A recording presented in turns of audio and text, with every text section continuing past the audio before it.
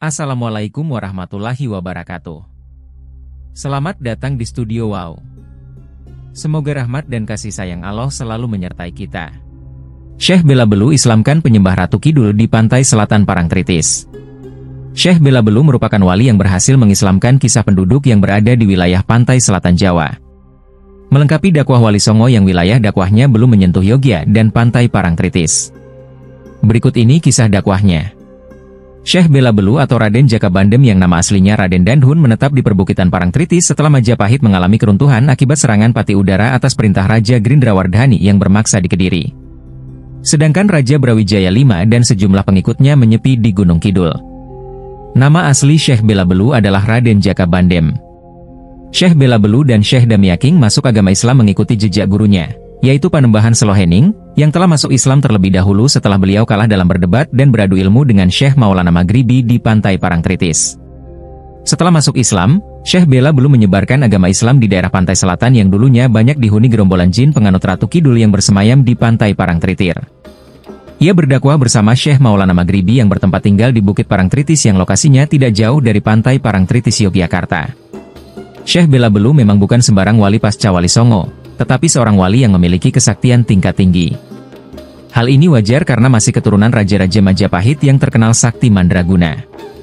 Baginya kalau urusan Ratu Kidul yang memiliki kerajaan di bawah laut pantai Parangtritis merupakan pekerjaan yang dianggap gampang. Sumbernya Syekh Belabelu bukan sekadar sombong, melainkan terbukti menjadi kenyataan.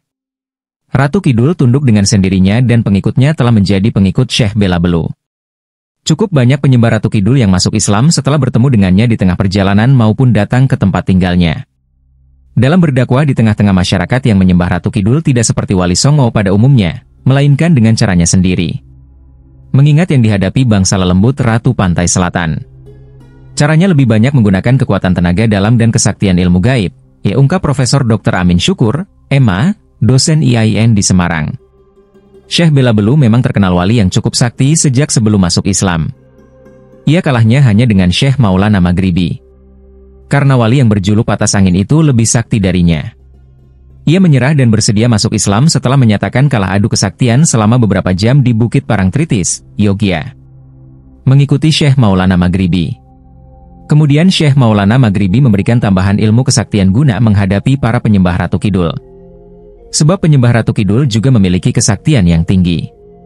Tidak bisa diislamkan dengan tabuhan menabuh gamelan dan menanggap wayang kulit.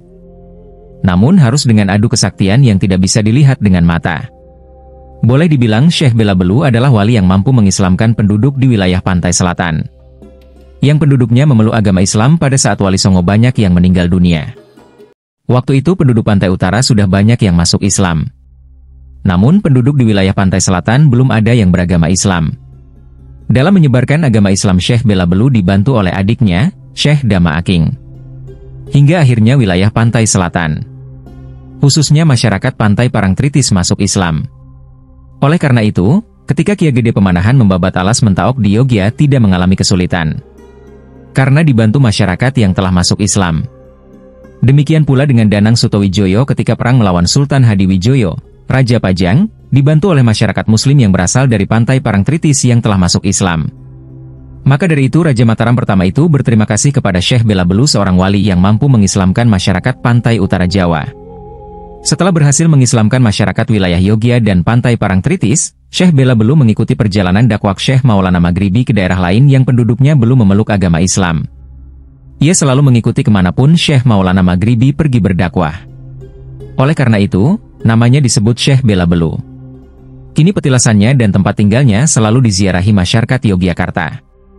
Mereka bukan sekadar berziarah, tetapi membawa makanan nasi liwet.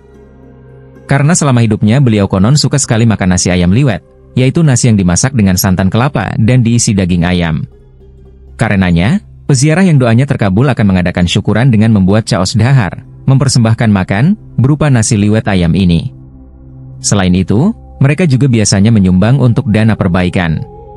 Area makam di puncak perbukitan ini cukup luas, dan terlihat relatif rapi. Saya sempat berbincang dengan Kuncen, meski hanya sebentar. Namanya Ki Jumadi yang saat itu berusia 64 tahun. Ia mengatakan bahwa makam Syekh Belabelu lazimnya ramai peziarah di setiap malam Jumat Kliwon dan Selasa Kliwon, namun jauh lebih ramai pada malam 1 Syuro. Makam Syekh Belabelu Parangtritis yang berada persis di tepi sebelah kiri jalan, jika pengunjung datang dari arah Yogya.